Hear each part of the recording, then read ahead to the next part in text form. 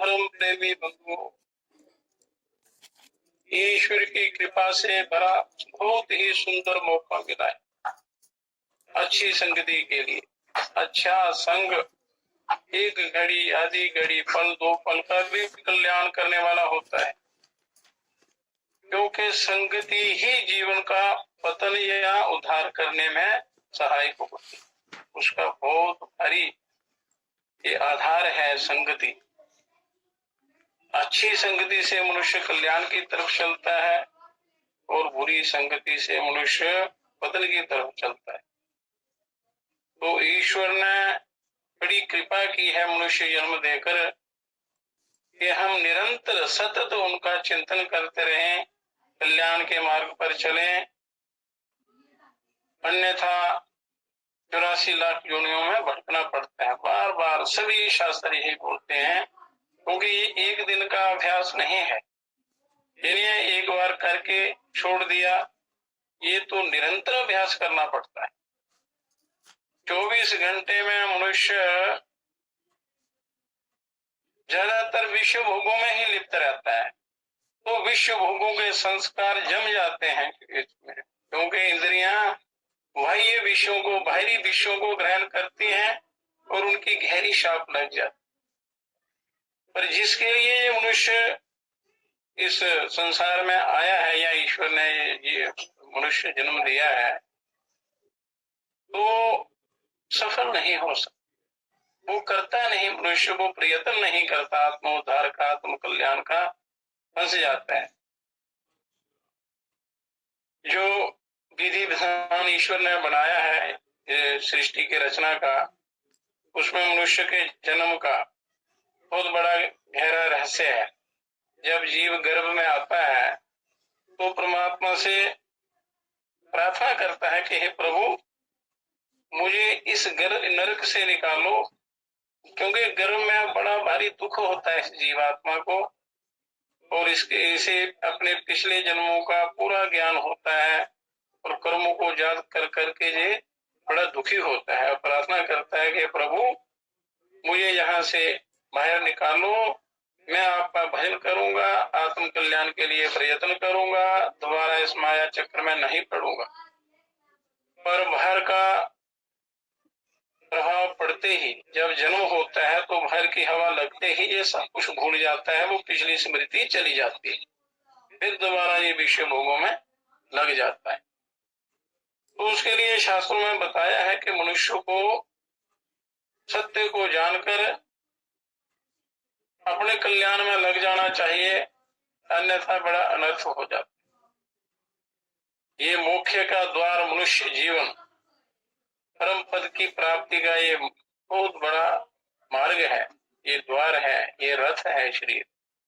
तो इसके द्वारा आपने अपना उद्धार करना है, कल्याण करना है। पर ये जीव भूल जाता है, वो गर्भ में जो इकरार करता है वो भूल जाता है, माया में फंस जाता है। इसलिए कहते हैं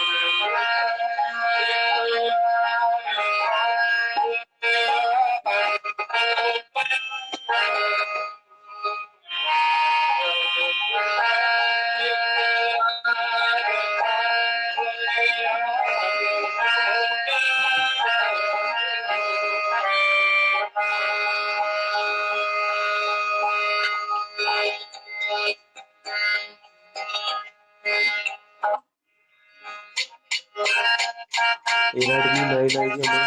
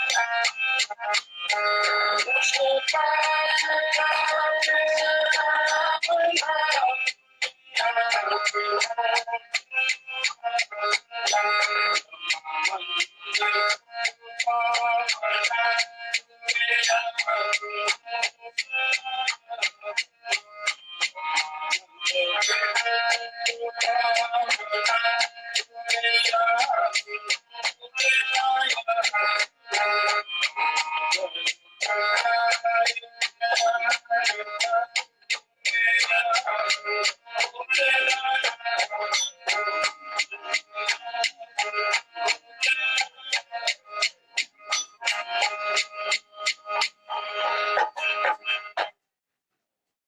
में मनुष्य बार बार बड़े विनम्र भाव से, आत्म भाव से वो प्रार्थना करता है परमात्मा से, हे प्रभु मुझे इस अंधकूप नर्क से निकालो।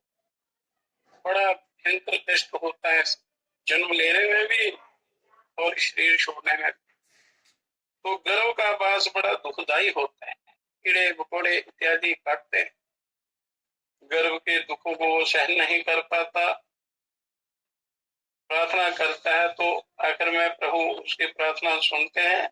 इसको ये वायदा करता है, वचन देता है कि हे प्रभु मैं आपका भजन करूंगा, तो परमात्मा विश्वास करके इसको जन्म दे दे। पर जन्म लेते ही ये अपने उस वचन को भूल जाता है।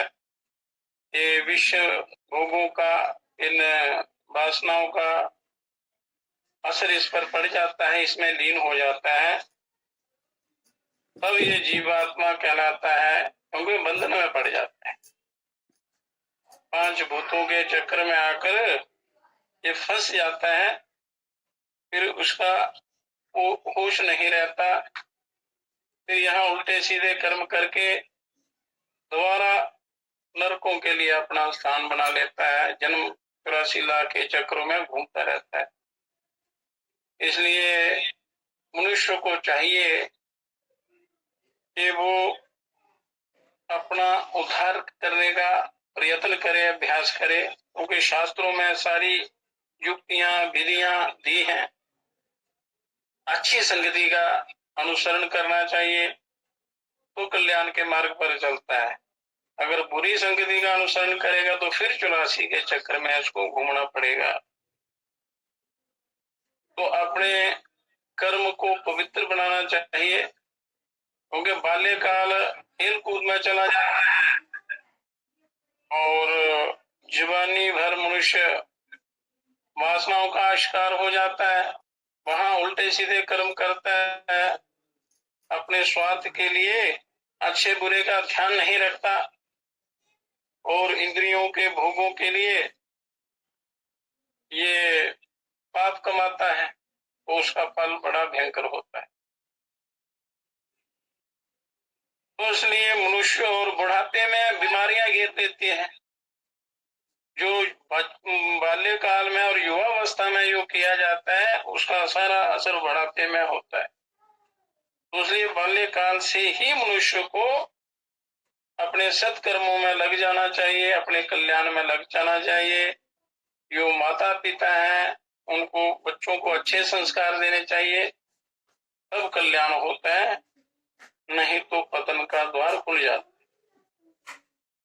अब परसों कहा था कि थोड़ा सत्संग करेंगे, सत्संग वाले अभी पहुंचे हैं, तो अभी पहले 2-4 भजन करके फिर कथा प्रारंभ करेंगे उपनिषद की। तो कहते हैं कि प्रभु का चिंतन कली काल में, कलयुग में प्रभु के नाम चिंतन का, स्मरण का बड़ा भारी महत्व है। यही समय आपके काम आएगा जो उनका चिंतन कर लेंगे। सुनकर श्रवण, क्योंकि शास्त्रों में लिखा है श्रवण मनन और निधि ध्यासन, सारे शास्त्रों का। खाली कथा कहानियों से कुछ नहीं होता, जो सत्य कथा सुनी जाती है उस पर आप अभ्यास करेंगे, वो योग कहलाता है। ज्ञान का जो क्रियात्मक रूप है योग है, और बिना योग के कल्याण असंभव है, नहीं होता। और ये नित्य करने का है, हर समय उसका ध्यान रखना है।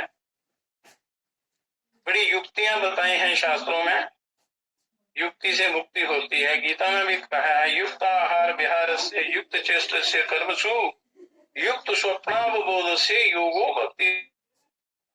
युक्त सोना, युक्त जागना, युक्त चलना, युक्ति से बोलना, युक्ति से खाना, युक्ति से व्यवहार करना, युक्ति युक्त कर्मों में चेष्टा करना, और कर्म अकर्म विकर्म इसका पूरा ज्ञान होना, युक्ति युक्त इनका पालन करना और निरंतर अभ्यास करते रहना।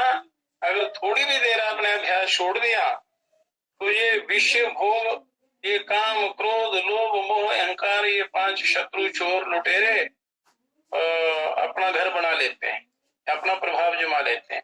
ये कहते हैं कि सत्संग कभी नहीं छोड़ना चाहिए। ये नहीं एक बार पढ़ लिया, संतोष हो गया, ऐसा परमात्मा कृपा कर देंगे। ये तो जन्म जन्मांतर में अभ्यास करना पड़ता है, फिर कहीं किसी जन्म में जाकर कल्याण होता है, तो योग मिलता है, सिद्ध योग प्राप्त होता है। तो भारत जैसा देश पवित्र, ये अध्यात्म देश है ईश्वर का, यहाँ हर समय गुणगान होता है, बड़ी पवित्र भूमि है। मनुष्य जन्म, भारत जैसा देश और मनुष्य जन्म, फिर अच्छे लोगों का संग और ईश्वर की प्राप्ति की जिज्ञासा हो जाए तो फिर जीवन सफल हो जाता है, उसका कहना ही क्या है।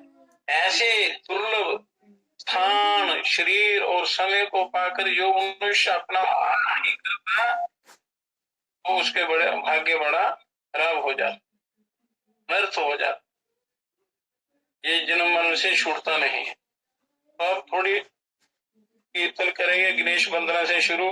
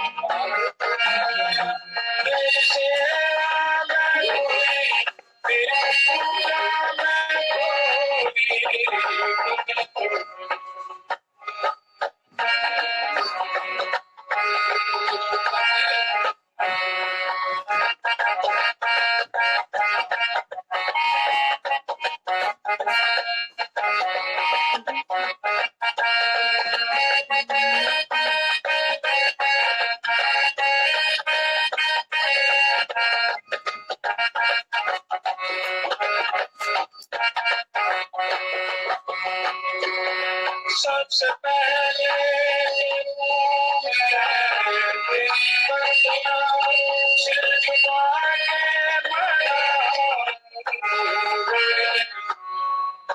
सबसे पहले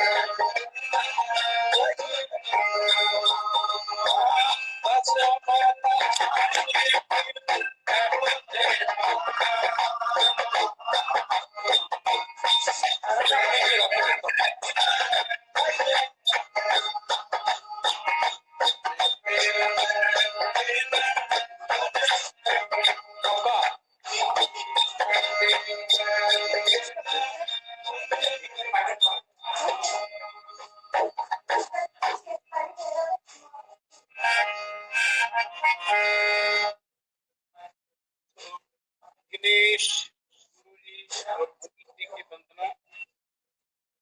अब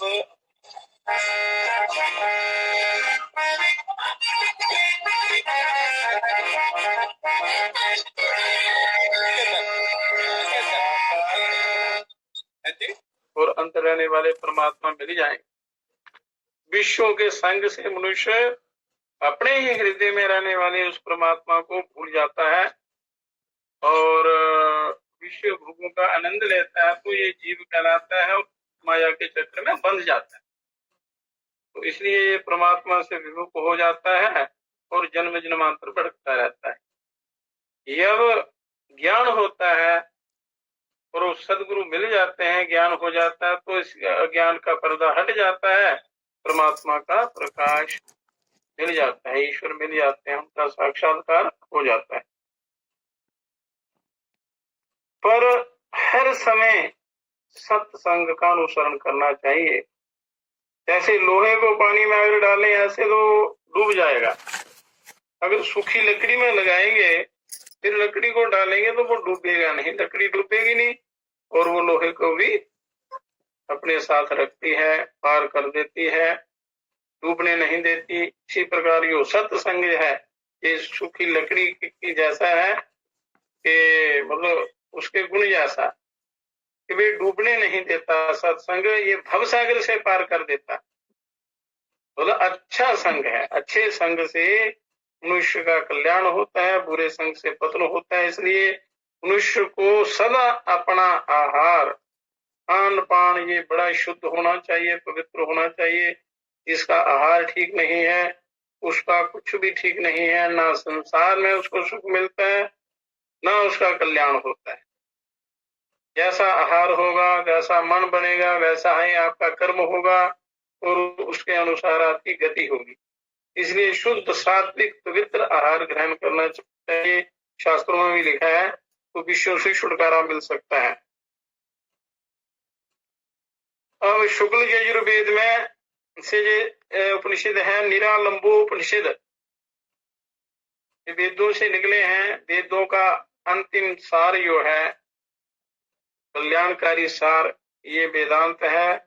पर पहले इस मनुष्य का कर्म ठीक होना चाहिए, आचार विचार व्यवहार और अंतःकरण पवित्र होना चाहिए, तभी इस ज्ञान का पता चलता है, ये अंदर बैठता है। अब कहते हो नमः शिवाय गुरुवे सच्चिदानंद मूर्ति निष्प्रपंचाय शांताय निरालंबाय तेजसे निरालंब समाश्रित्य सालंब विजहातिया सा सन्यासी चा योगी चा कैवल्यम पद्म शुनते। कि उस कल्याणकारी शिव कहते हैं कल्याण को, कल्याण करने वाले सदा शिव ब्रह्म, उन कल्याणकारी गुरु शिव स्वरूप होते हैं। गुरु शिव स्वरूप ने गुरु सत्य चित और आनंद की मूर्ति को ये नमस्कार है, उनका ध्यान है गुरुओं का। गुरु गणेश गीता गायत्री गंगा, ये सारे भव सागर से पार उतारने वाले हैं, तो गुरुओं का प्रथम स्थान है। उस निष्प्रपंच शांत आलंब रहित आश्रय रहित तेज स्वरूप परमात्मा को कोटि कोटि नमन है, कोटि कोटि बंधन। क्योंकि कोई भी अगर ज्ञान की प्राप्ति करनी हो, कोई भी साधना अनुष्ठान करना हो, तो प्रार्थना बहुत आवश्यक होती है। कि प्रार्थना से आपका आधा काम हो जाता है। अहंकार रहित प्रार्थना जो होती है, उसे ईश्वर कृपा करते हैं। जो निरालंब है, निरालंब परमात्मा तत्व ही निरालंब है, जो किसी के आश्रित नहीं है। सारा संसार जिसके आश्रित है, वो परिपूर्ण ब्रह्म परमात्मा का आश्रय ग्रहण करके सांसारिक आलंबन संसार का आश्रय का परित्याग कर देता है, वह योगी और सन्यासी है, और वही कैवल्य पद प्राप्त करता है। कैवल्य कहते हैं मोक्ष को, मोक्ष पद प्राप्त करता है। तो इसलिए जीवन मिला है। तो कहते हैं एषाम ज्ञानम जंतुना समस्ता अरिष्ट शांते यद्बोधव्यम अखिलम तथा शंक ब्रवीमिहम्। इस संसार के अज्ञानी जीवों के सभी अरिष्टों की शांति के निमित्त जो जो ज्ञान आवश्यक है, ये संसार अरिष्टों से भरा है। विश्व अपनी तरफ खींचते हैं, मनुष्य अनेक प्रकार के उल्टे सीधे कर्म करता है, वो अरिष्टों में गिर जाता है, वो कर्म बन जाते हैं, वो कर्म इसको दुखी करते हैं, लोक परलोक में दुखी करते हैं। तो उसकी आशंका करके उसके उत्तर के रूप में यहाँ ये पूछते हैं ऋषि, किम ब्रह्मम का ईश्वर को जीव, कहा प्रकृति ही कहा परमात्मा, को ब्रह्मा को विष्णु को रुद्र का इंद्र कह शमन कह सूर्य कश्चंद्र के सुरा के असुरा के पिशाचा के मनुष्य का स्त्रिया के पश्चाद्या किं स्थावरम किं ब्रह्मणाद्या का जाति ही किं कर्मम किं ज्ञानम किम सुखम किम दुखम, कहा स्वर्गा को नरका को बंदा को मोक्षा, कहा उपास्य कहा शिष्य को विद्वान को मूढ़ किमासूर्मं किम तपः किम परमं पदम किम ग्राह्यम अग्राह्यम, कहा सन्यासी आशंका ब्रह्मेति।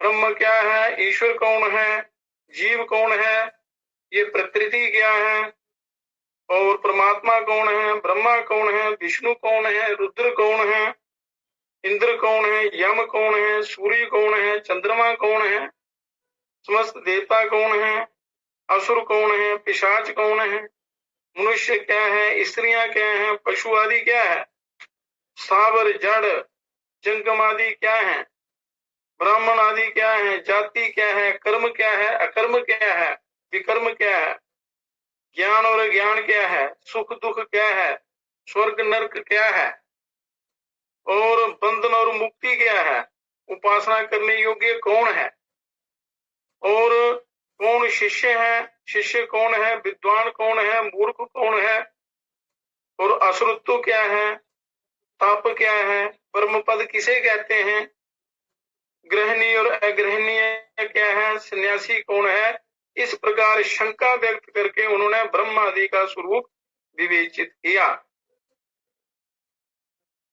कुछ लोगों ने इकट्ठे होकर विचार किया, देवताओं ने, उन्होंने कहा कि महतत्व अहम, पृथ्वी, जल, तेज, वायु, ये पंच महाभूत, आकाश, रूप, बृहद, ब्रह्मांड, कोश वाला ये सारा संसार, कर्म और ज्ञान के अर्थ से प्रतिभाषित होने वाला ये चराचर जगत, संपूर्ण नाम रूप आदि उपाधियों से रहित, सर्वशक्तिमान, आदि अंतहीन, जिनका कोई आदि अंत नहीं है, जो सर्वत्र व्याप्त है, शुद्ध, शिव, शांत, निर्गुण, अनिर्वचनीय है, जिनका वर्णन नहीं किया जा सकता, वेद भी जिनकी महिमा का पार नहीं पा सकते, वो अनिर्वचनीय चैतन्य कौन है, चैतन्य स्वरूप परम ब्रह्म कहलाता है।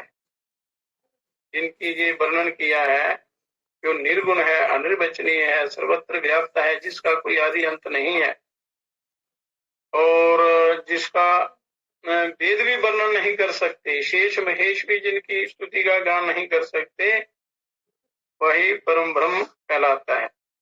अब ईश्वर के स्वरूप का कथन करते हैं कि यही ब्रह्म जब अपनी प्रकृति के सहारे लोकों का सृजन करता है, ये परमात्मा जहाँ ये संसार उत्पन्न होता है, जब सृष्टि की इच्छा करते हैं और अंतर्यामी स्वरूप से उनमें प्रविष्ट होकर ब्रह्मा, विष्णु, महेश तथा बुद्धि और इंद्रियों को नियंत्रित करता है, तब उसे ईश्वर कहते हैं।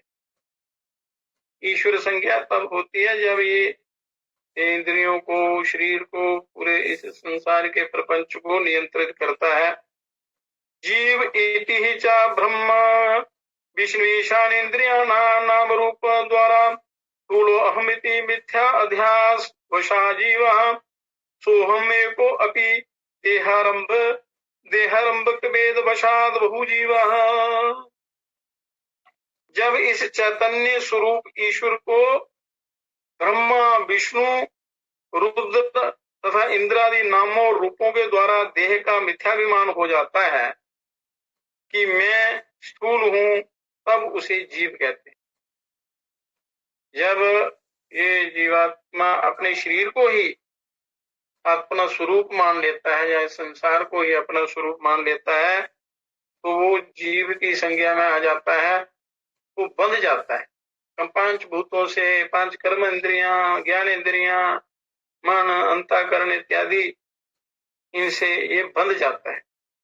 ये चैतन्य सोहम स्वरूप में एक होने पर भी शरीरों की भिन्नता के कारण जीव अनेक विध बन जाता है। शरीरों की भिन्नता के कारण, अलग अलग शरीर होने के कारण जीव अलग अलग संख्या हो जाती है, ये अलग अलग माना जाता है। तो परमात्मा ने असंख्य जीवात्माओं का वो किया है निर्माण। प्रगति रीति च ब्राह्मणा सकाशा अन्नना विचित्र जगद मित्र जगद निर्माणम सामर्थ्य बुद्धि रूप ब्रह्म शक्तिरेव प्रकृति शक्तिरेव प्रकृति। प्रकृति उसे कहते हैं, ये नेचर जो प्रकृति है उसे कहते हैं जो ब्रह्म के सानिध्य से, ब्रह्म की सहायता से, उनके सानिध्य में चित्र विचित्र संसार को रचने की शक्ति वाली तथा ब्रह्म की बुद्धि रूपा शक्ति वाली। संसार को रचने की जिसमें शक्ति है और ब्रह्म की बुद्धि है, बुद्धि रूपा शक्ति है, वह प्रकृति है। प्रकृति उस ब्रह्म के सानिध्य में सारे संसार की रचना करती है ब्रह्म शक्ति की सहायता से उनको आदेश, उनके आदेश से ही होता है सारा, उनकी आज्ञा से ही। उसको प्रकृति कहते हैं, जो ब्रह्म के सानिध्य में सारे संसार की रचना करती हैं, उनकी सामर्थ्य रखती हैं। परमात्मेति च देहादे परतत्वाद ब्रह्मेव परमात्मा। देह आदि से परे रहने पर ब्रह्म को ही परमात्मा कहते हैं, जो देह से रहित हैं, जो इन पांच भूतों के प्रपंच से रहित हैं, परे हैं, शरीर रहित हैं, जो उनको परमात्मा कहते हैं।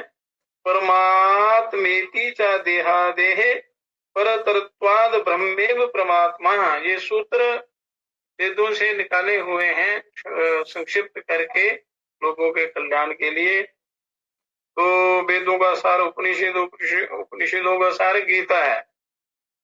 तो गीता का स्वाध्याय मनुष्य को प्रतिदिन करना चाहिए, उससे नया नया ज्ञान मिलेगा। जीने की कला, कल्याण करने की का ज्ञान वहां उसमें है, जो भगवान श्री कृष्ण जी ने अर्जुन को दिया था। तो जिनका वर्णन कर रहे हैं परिपूर्ण ब्रह्म का, वो भगवान कृष्ण जी वो पूर्ण अवतार थे परिपूर्ण ब्रह्म का, लोगों के कल्याण के लिए इस पृथ्वी पर अवतार धारण करते हैं। अपने धाम से वो यहाँ आते हैं और अनेक प्रकार की लीलाएं करके लीला में ही लोगों का कल्याण कर देते हैं। जो जान जाते हैं उनका उद्धार हो जाता है, जो माया में फंसे रहते हैं पतन हो जाता है। कहते हैं परमात्मेति च देहादे परत्वाद ब्रह्मेव परमात्मा। सा ब्रह्मा सा विष्णु सा इंद्र सा श्रवण सा सूर्य सा चंद्रस्ते सुरास्ते असुरास्ते विशाखास्ते मनुष्यास्ता स्त्रियास्ते पश्चात स्थावरन्ते ब्राह्मणाद्याः। वही परमात्मा ब्रह्मा, विष्णु, इंद्र, यम, सूर्य और चंद्र आदि देवता के रूप में, यही असुर, पिशाच, नर नारी और पशु आदि के रूप में प्रकट होता है। और यही जड़ पदार्थ और ब्राह्मण आदि भी है। वही परमात्मा, वही ईश्वर अनेक विध होकर प्रकट होते हैं। सर्व खलविदम ब्रह्मम नेह नास्ति किंचन नास्ति किंचनम। ये समस्त विश्व ही ब्रह्म है। ब्रह्म का स्थूल रूप है, प्रकट रूप है, विराट रूप है उस परमात्मा का। परमात्मा सूक्ष्म है, सृष्टि की रचना करते हैं तो विराट रूप धारण कर लेते हैं। तो ये समस्त विश्व ही ब्रह्म है और इसके अतिरिक्त और कुछ भी नहीं है। कहने का तात्पर्य ये है कि सारा चराचर जगत जो संपूर्ण त्रिलोकी प्रकट होती है, इसका निर्माण हुआ है और परिपूर्ण ब्रह्म के द्वारा ही हुआ है। इसलिए ये उन्हीं का स्वरूप है। उन्हीं में ये स्थूल रूप जब इसका विलीन हो जाता है, उनमें सूक्ष्म रूप रहता है, तो उसी परमात्मा में लीन हो जाती है ये सारा प्रपंच संसार, और उन्हीं से प्रकट होता है। इसलिए उन्हीं का रूप हुआ। मानो जाति रीति चाना चर्मनो ना रक्तस्य ना मांसस्य ना चा अस्थिना ना जातिरात्मनो हो यातिर व्यवहार प्रकृति अल्पता प्रकल्पिता। जाति और शरीर के चर्म, रक्त, मांस, अस्थि और आत्मा की नहीं होती। इसी शरीर की जाति नहीं होती। उसकी मानव, पशु, पक्षी या ब्राह्मण, क्षत्रिय आदि जाति की प्रकल्पना तो केवल व्यवहार के निमित्त की गई है, सृष्टि को चलाने के लिए की गई है। जैसे सरकार की व्यवस्था इस चलाने के लिए कोई आर्मी है, कोई पुलिस है, कोई अनेक प्रकार के विभाग बनाए जाते हैं, उसी प्रकार सृष्टि के संचालन हेतु ये जातियों के नाम दिए हुए हैं व्यवहार के अनुसार।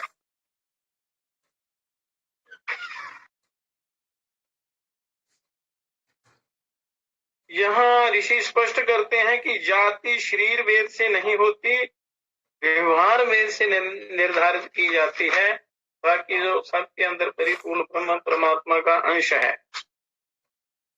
कहते हैं कि इंद्रियों के द्वारा की जाने वाली क्रियाओं को कर्म कहते हैं। तो शरीर के द्वारा क्रिया होती है, हाथ, पैर से, आंखों से, मुख से, जीवा से इत्यादि।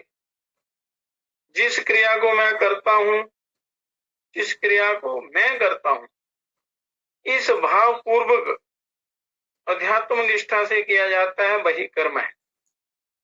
और कर्तापन और भोक्तापन के अहंकार के द्वारा फल की इच्छा से किए गए बंधन स्वरूप नित्य नैमित्तिक यज्ञ व्रत तप दान आदि कर्म अकर्म कहलाते हैं। यो कर्तव्य समझकर किया जाता है, यो ईश्वर की आज्ञा है या शास्त्रों की जो आज्ञा है, उस विधि के अनुसार आप जो कर्म करते हैं उसको कर्म कहते हैं, कर्तव्य कर्म। और जो फल की इच्छा से किए जाते हैं, अहम भाव रखकर किए जाते हैं, नित्य निमित्त की इच्छा रखकर किए जाते हैं, वो अकर्म कहलाते हैं। तो वो कल्याण में सहायक नहीं होते। अब कहते हैं कि ज्ञानी मिति देहेन्द्रिय निग्रह सदगुरु उपासना श्रवण मनन निधि ध्यासन अध्यदृग्य दृश्य स्वरूपम सर्वांतरस्थं सर्वसमं घटपटादि पदार्थम विकारम विकारेषु चैतन्य विना किंचित् नास्ति साक्षात्कारानुभवो ज्ञानम। सृष्टि की कभी बदलने वाली वस्तुओं में एक ही अपरिवर्तनशील चैतन्य तत्व विद्यमान है, अन्य कुछ भी नहीं है। जो दिखाई देता है दृष्ट और दृश्य जो कुछ भी है सब कुछ चैतन्य तत्व ही है। बोले चैतन्य की शक्ति से ही ये प्रकट होता है। सबके अंदर में चैतन्य तत्व ही विद्यमान रहने पर भी ऐसा प्रतीत होता है मानो वह घट वस्त्रादि रूप में ही परिवर्तित हो गया है। इतना गहरा संबंध हो जाता है इनमें। इसी साक्षात्कार की अनुभूति को ज्ञान कहते हैं। और ये अनुभूति शरीर और इंद्रिय आदि पर नियंत्रण रखने से और सदगुरु की उपासना उनके उपदेशों के श्रवण चिंतन मनन और निधि ध्यासन से होती है। ईश्वरानुभूति क्या होती है? श्रवण मनन और निधि ध्यासन और सदगुरुओं के उपदेशों पर चलना, उनका अभ्यास करना, निरंतर चिंतन निधि ध्यासन से होती है, अभ्यास करने से होती है, योग करने से होती है, अन्यथा नहीं। ये प्रभु ने ही खेल रचाया है बड़ा विचित्र। तो भजन के रूप में कहते हैं कि प्रभु उसी की लीला है, ये बड़ा विचित्र खेल रचाया है परमात्मा।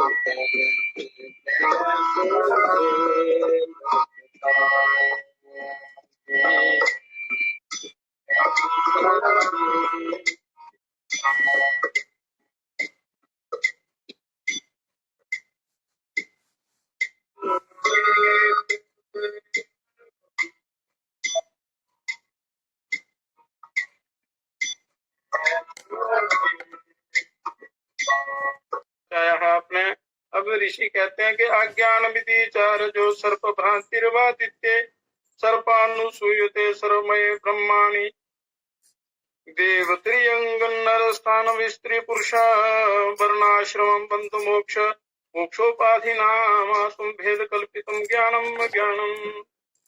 जिस प्रकार रस्सी में सर्प की भ्रांति होती है उसी प्रकार सब में विद्यमान ब्रह्म और देव पशु पक्षी मनुष्य स्थावर स्त्री पुरुष वर्ण आश्रम बंधन मुक्ति आदि सभी अनात्म वस्तुओं में भेद मानना ही अज्ञान है। परमात्मा से हम भिन्न मानते हैं, परमात्मा को छोड़कर इनकी तरफ चले जाते हैं, तो अज्ञान में फंस जाते हैं। ये सारा अज्ञान है।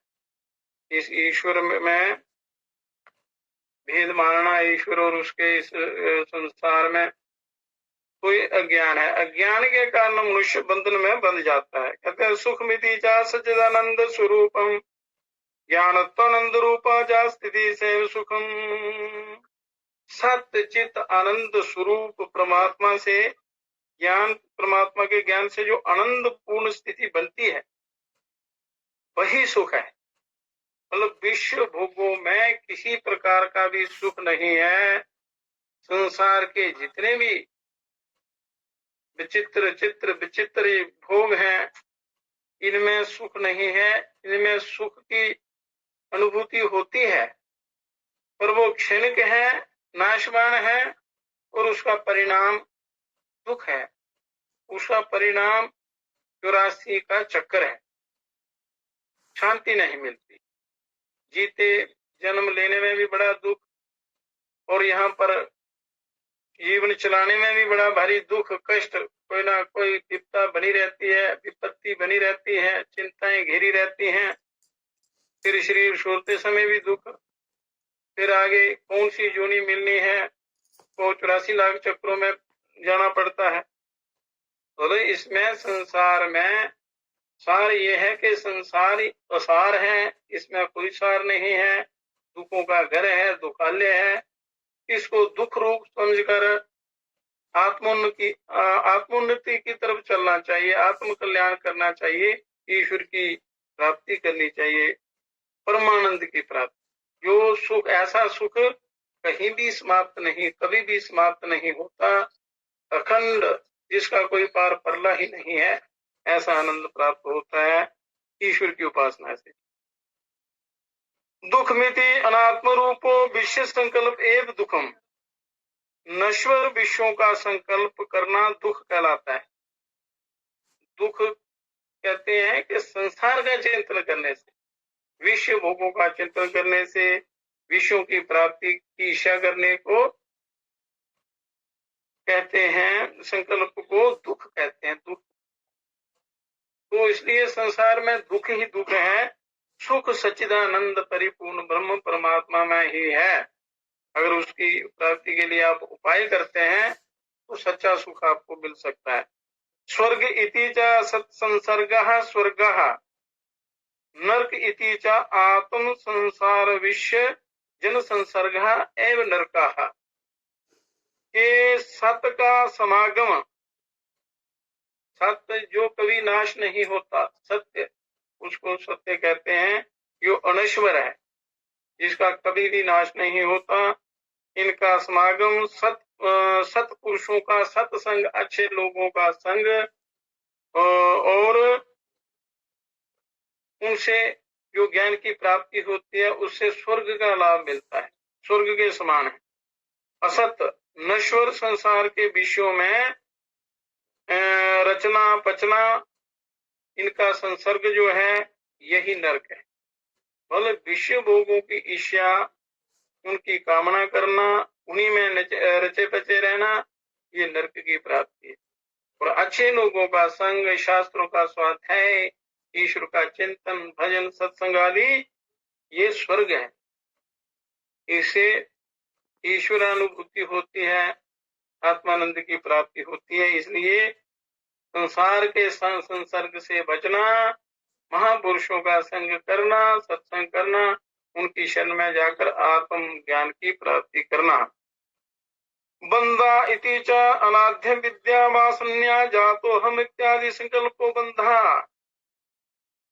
वासना द्वारा उत्पन्न इस संसार का विचार कि मैं हूं, यही बंधन है।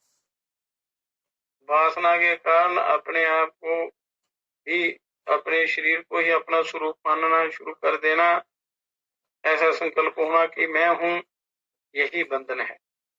और माता पिता, भ्राता पुत्र, ग्रह, उद्यान, खेल आदि मेरे सपने हैं, ये संसारिक विचार भी बंधन ही है, वे मेरे अपने हैं। मतलब माता पिता, रिश्ते, बंधु, भाई बहन, धन दौलत, घर मकान इत्यादि, महल गाड़ियां, ये समझना कि ये मेरे अपने हैं, ये विचार भी बंधन है। तो जब बंधन होगा तो मोक्ष कैसे होगा? आप विचार ही बंधन का करेंगे तो मोक्ष नहीं हो सकता, सच्चा सुख नहीं मिल सकता। और कर्तापन के अहंकार का संकल्प भी बंधन रूप है कि मैं करता हूं। अगर मनुष्य कोई कर्म करता है कुछ भी इस शरीर के द्वारा और उसको मिथ्याभिमान हो जाता है कि मैं करता हूं, ये भी बंधन है, अहंकार के बंधन, क्योंकि इसका कारण मन है। मन ही बंधन और मोक्ष का कारण है। तो इसलिए मन को काबू में करने का प्रयत्न करना चाहिए। अर्जुन कृष्ण जी से प्रश्न करते हैं कि हे प्रभु, ये मन बड़ा दुर्जय है, बड़ा चंचल है, बड़ा कठिनता से वश में होता है, बड़ा मुश्किल है इसका वश में करना। कृष्ण जी कहते हैं कि निश्चय ही ये बड़ा चंचल है, इसको वश में करना कठिन है, पर अभ्यास और वैराग्य से आप इसको अपने वश में कर सकते हो और करना चाहिए। अभ्यास और वैराग्य, मन में विरक्ति और विश्व भोगों के प्रति विरक्ति होनी चाहिए। और जो शास्त्रों में इसकी विधियां हैं, युक्तियां हैं, गीता में भी दी हुई हैं, गुरुओं से वो युक्तियां मिलती हैं और अभ्यास करने की। तो अभ्यास के द्वारा धीरे धीरे इसको वश में किया जा सकता है। समुद्र को सुखाना आसान है, पर मन को वश में करना बड़ा कठिन है। तो भगवान कहते हैं अभ्यास और वैराग्य के द्वारा आप इसको वश में कर सकते हो। जैसे कुएं पर घिरनी लगी होती है लोहे की, उस पर रस्सी से पानी खींचते हैं और कुछ वर्षों के बाद वो रस्सी उस घिरनी को घिसा देती है, वो घिस जाती है घिरनी, लोहे की घिरनी, क्योंकि रोज उससे पानी निकालते हैं, तो रस्सी लोहे को काट देती है। उसी प्रकार ये अभ्यास के द्वारा आप कर्म बंधन को काट सकते हैं। वो तप, वो साधना, आलस्य और प्रमाद छोड़कर श्रवण मनन निधि ध्यान करना चाहिए। श्रवण कहते हैं कि ईश्वर के जो विचार हैं, उनकी जो ज्ञान है, उनकी आज्ञा है, उनकी वाणी को सुनना अच्छी प्रकार, जो सत्य ज्ञान है, सही ज्ञान जो है, और उसका मनन करना अच्छी तरह, अच्छी प्रकार उसको विचार करके अपने मन में धारण कर लेना, सुन के उसको धारण करना और धारण किए हुए का अभ्यास करना और साधना करना। तो इन तीनों से मनुष्य जो है कल्याण की तरफ जाता है। अब कहते हैं अनिमा आदि, अनिमा च में लगी में, महिमा च में, गरिमा च में, प्राप्ति च में, प्राकाम च में, ईशुत्व च में, वशित्व च में। ये अनिमा, लगिमा, महिमा, गरिमा, प्राप्ति, प्राकाम्य, ईशुत्व, वशित्व, ये अष्ट सिद्धियां और ऐश्वर्य हैं। ईश्वर ने सारी रचना करके रखी है, मनुष्य को केवल उनकी आज्ञा का पालन करना है। 8 ऐश्वर्यों को प्राप्त करने का संकल्प भी बंधन है। ये जितनी भी सिद्धियां हैं, इनकी इच्छा करना भी बंधन है। यदि आप मोक्ष चाहते हैं तो इनकी भी कामना नहीं करनी, इनके लिए भी साधना नहीं करनी, ये अपने आप आपके पीछे चलेंगी। यदि आप निष्काम भाव से साधना करेंगे तो ये आपके पीछे पीछे चलेगी सिद्धियां, अष्ट सिद्धियां, नवनिधि के दाता। तो अगर ये आप इनकी कामना करेंगे तो फिर परमात्मा नहीं मिलेंगे, इन सिद्धियों के चक्कर में पड़ जाओगे और उल्टे सीधे कर्म करके आपको अपने आप को बंधन में डाल देंगे आप। तो इसलिए बड़ा सोच समझ कर विचार पूर्वक अपना उद्धार करना है। समाज में, संसार में कैसे रहना है कि जो बुजुर्ग लोग होते हैं, जिनकी आयु ज्यादा हो चुकी है, जिनको संसार का अनुभव हो चुका है कि सच क्या है, झूठ क्या है, मनुष्य को क्या करना चाहिए। बचपन में, युवावस्था में मनुष्य वो ग्रहण नहीं कर पाता, उनको इतना अनुभव नहीं होता कि क्या करना चाहिए। कर्मों का क्या परिणाम होता है, कौन से कर्म करने से क्या होता है। एक तो हो गए बुजुर्ग वृद्ध लोग जिनको अनुभव है, दूसरा शास्त्रों में ऋषि मुनियों ने घोर तप कर करके मनुष्य के कल्याण के लिए बड़ा ज्ञान विज्ञान भरा हुआ है।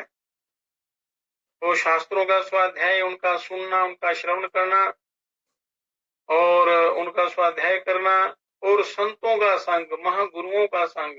संत जो होते हैं ये बिना किसी स्वार्थ के सबका हित चाहते हैं, हित करते हैं, कल्याण करते हैं।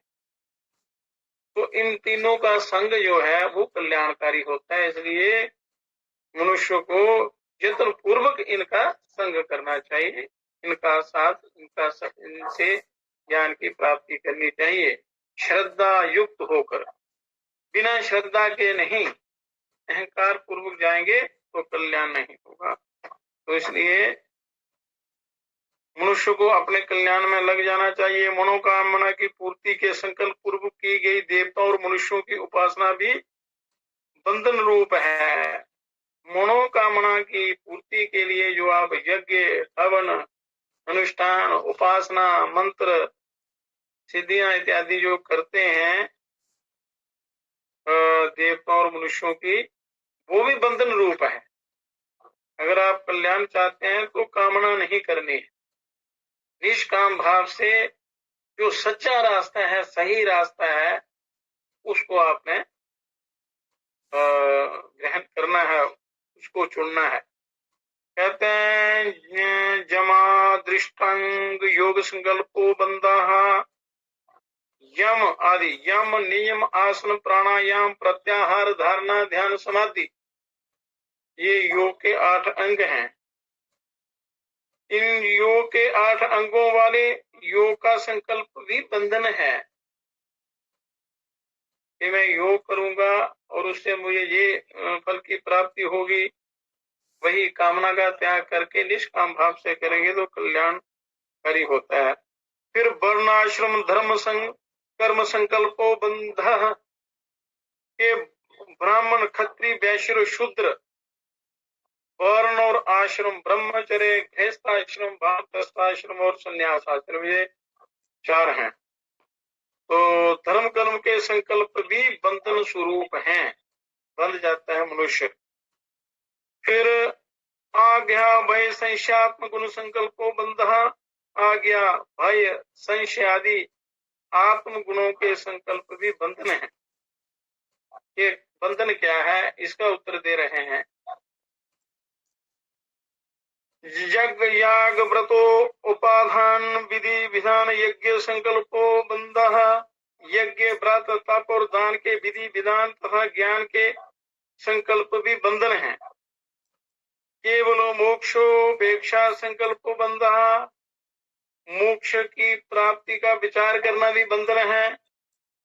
संकल्प मात्र संभवो बंधा, संकल्प मात्र से जो कुछ संभव है वह सभी बंधन स्वरूप है। इसलिए संकल्प मतलब कामना, कामना युक्त जो भी आप करेंगे वो बंधन होगा, मतलब बंध जाएंगे आप।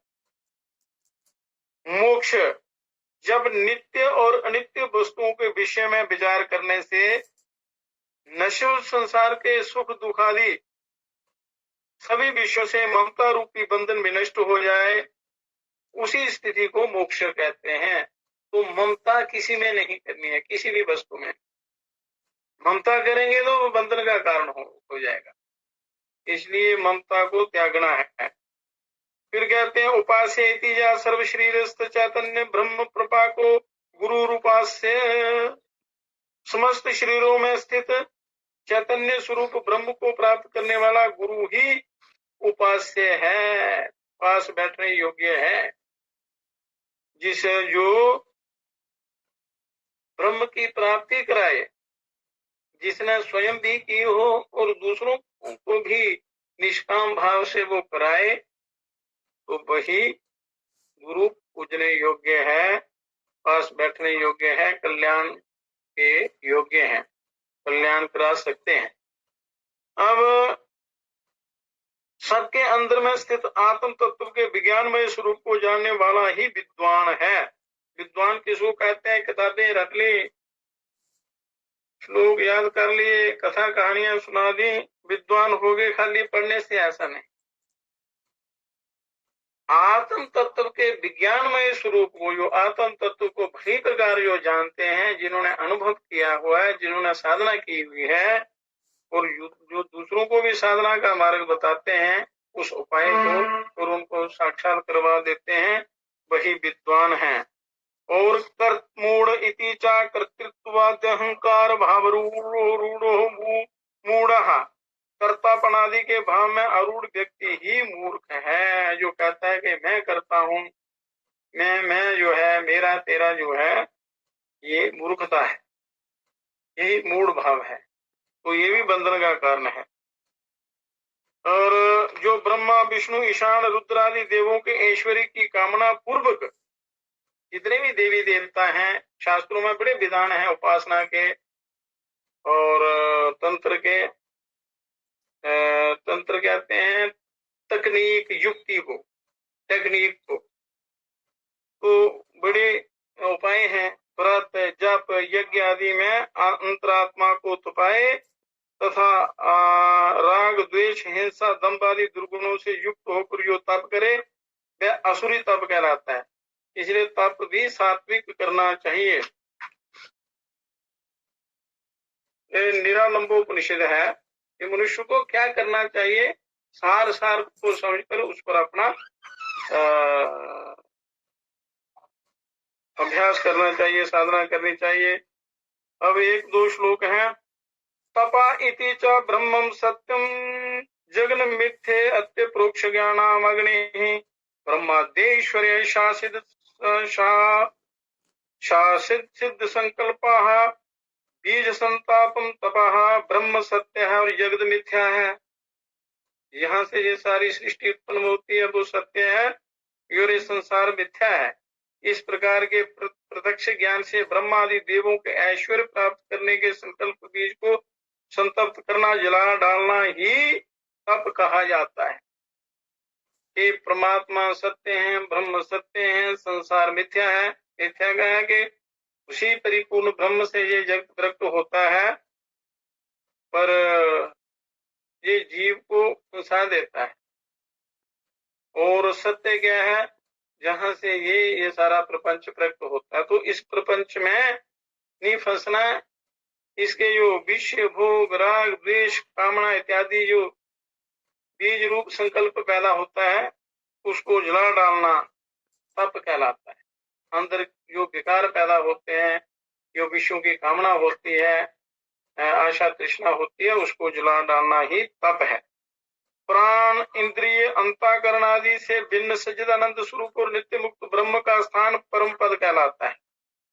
प्राण इंद्रिय अंतःकरण आदि से भिन्न, इनसे अलग सच्चिदानंद स्वरूप सत्य चित आनंद स्वरूप और नित्य मुक्त ब्रह्म का स्थान परम पद कहलाता है।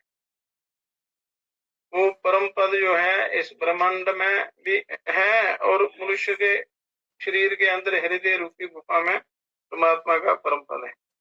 देश काल वस्तु की मर्यादा से परे जो कुछ भी है वही ग्रहण योग्य है। चिन्ह मात्र स्वरूप वही परमात्मा ही ग्राह्य है, ग्रहण योग्य है। निज स्वरूप से परे माया द्वारा कल्पित और बुद्धि तथा इंद्रिय गम्य जगत की सत्यता का चिंतन ही अग्राह्य है। ये संसार का जो चिंतन है, विषय भोगों को जो चिंतन है, माया द्वारा कल्पित जो इंद्रियां और ये संसार है, ये ग्रहण करने योग्य नहीं है। ईश्वर का ज्ञान ही ग्रहण करने योग्य है। मतलब क्या ग्रहण करना चाहिए, क्या त्यागना चाहिए?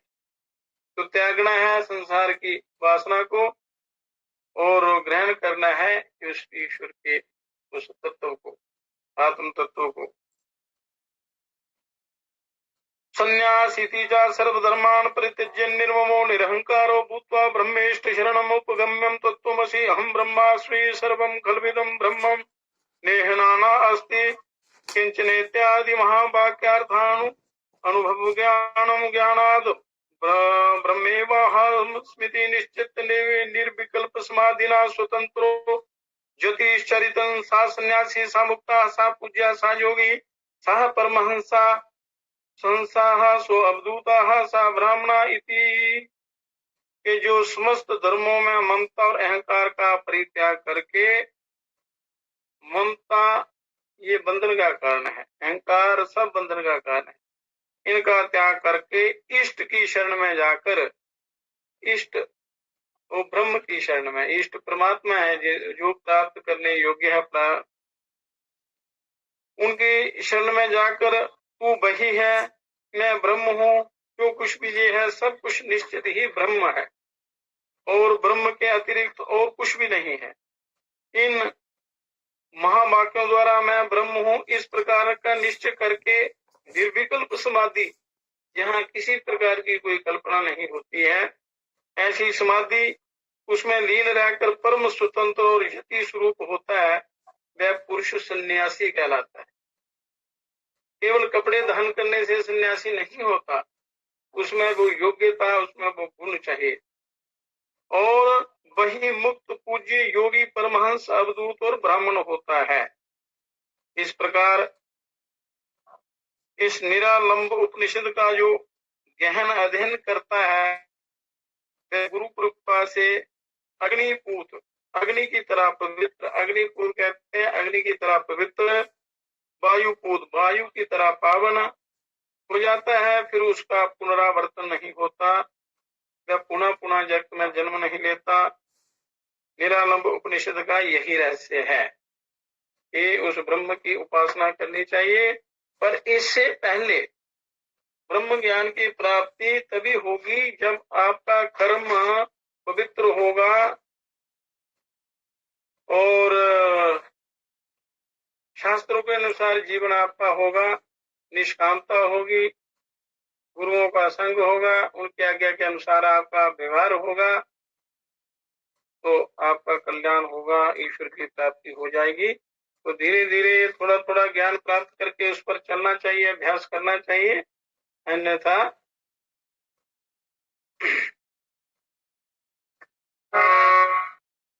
ये बड़ा अनर्थ हो जाता है अगर मनुष्य ये समय गवा दे तो। अब कहते हैं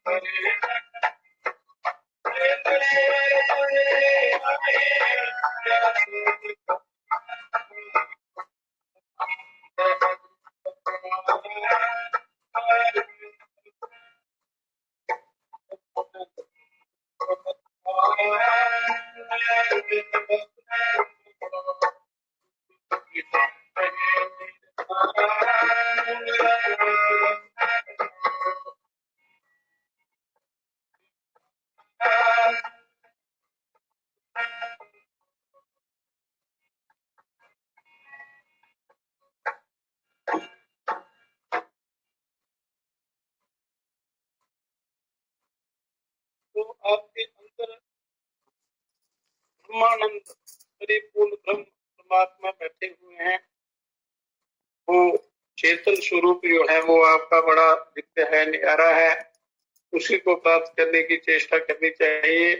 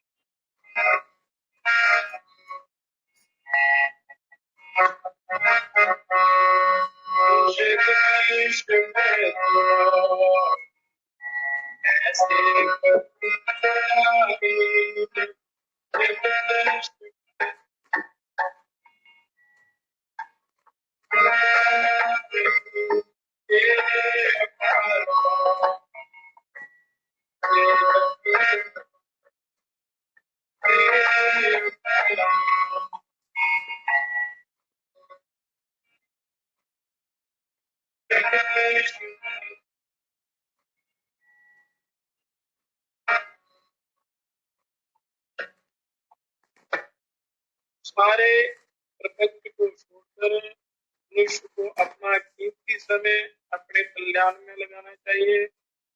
अंत में ये जीव प्रार्थना करता है भगवान से,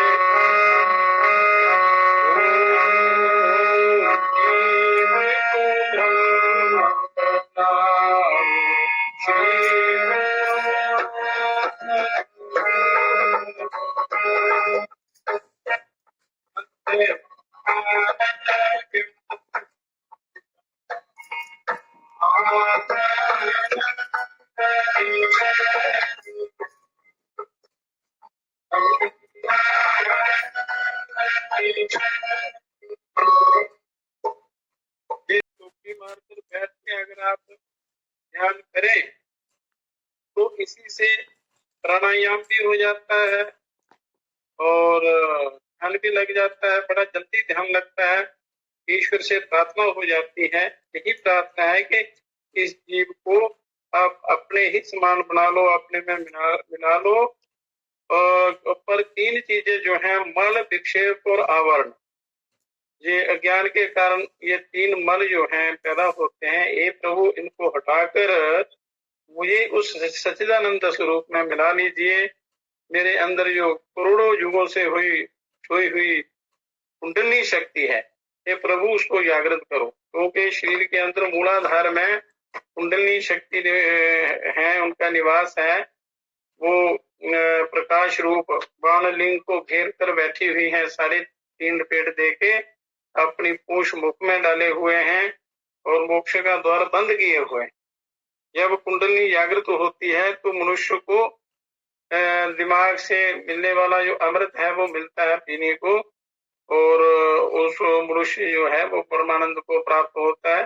जब कुंडली जागृत होती है तो करोड़ों सूर्यों चंद्रमाओं को साथ लेकर सारे चक्रों का भेदन करती हुई ब्रह्म नाड़ी से सुषुम्ना के भीतर अंदर ब्रह्म विधि नाड़ी है, उससे सारे चक्रों का भेदन करती हुई सदाशिव में मिल जाती है, ऊपर सहस्रार बिंद में। तो बड़े परमानंद की अनुभूति होती है, जीवन सफल हो जाता है। तो कुंडली शक्ति जागृत हुए बिना इस जीव का उद्धार नहीं होता। ये जगजननी जगदम्बा ये सहायता करते हैं ईश्वर प्राप्ति में, तो इसलिए अभ्यास के द्वारा उसको जागृत करने का प्रयत्न करना चाहिए।